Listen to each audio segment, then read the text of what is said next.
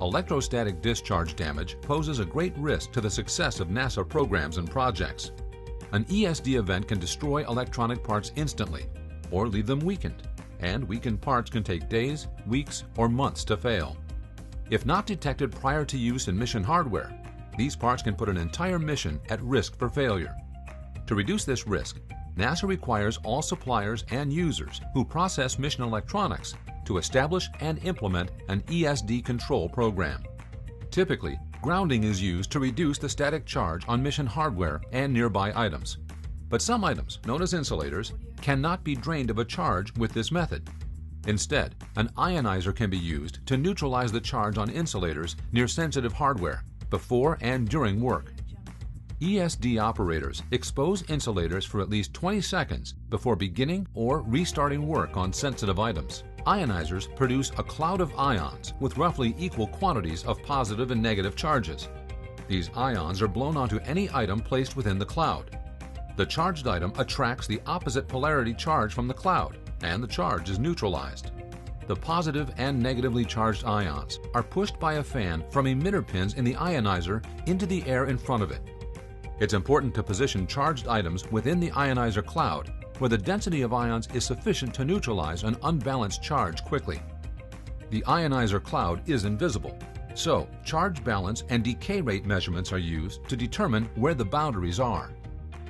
ESD operators and program monitors make both measurements on a routine basis to identify ionizers that have degraded to the point where service or replacement is necessary. Operators use a charge balance measurement to confirm that the item to be neutralized is located in the balance part of the ionizer cloud. Monitors use both charge balance and decay measurements to confirm that the ionizer is not broken or wearing out. A failure of the workable volume to be balanced indicates one or more emitters are not working properly. A decay time failure indicates that either the fan is failing or the emitters are not producing sufficient numbers of ions. A failure of either the balance or the decay rate measurement indicates that the ionizer requires servicing or it needs to be replaced. It's important to know that decay rate measurements cannot be performed in the presence of an ESD-sensitive item because they involve a plate that is purposely charged to a high voltage. It's important to ensure the right size ionizer is used for the job and that measurements are verified where the balanced volume exists. There are many styles of ionizers and methods of creating the ion clouds, both of which affect the cloud size. No matter the style, working too closely to the front of an ionizer where the ions are not yet mixed must be avoided. All ionizers blow ions in a long elliptical shape directly in front of the machine, with very little sideways flow. Decay time gets longer as distance increases from the front of the ionizer. Charges along the sides of the main airstream are not acceptable for neutralizing a charged item. Competing airstreams, such as those in a clean room with laminar airflow, can redirect the position of the ionizer cloud.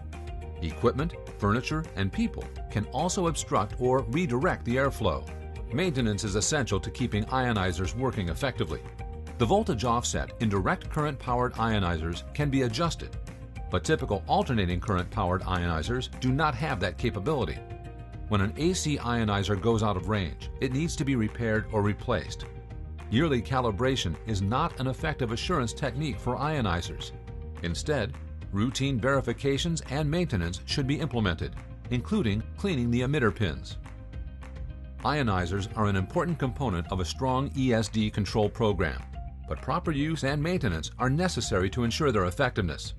Following ESD control protocols helps NASA achieve mission success.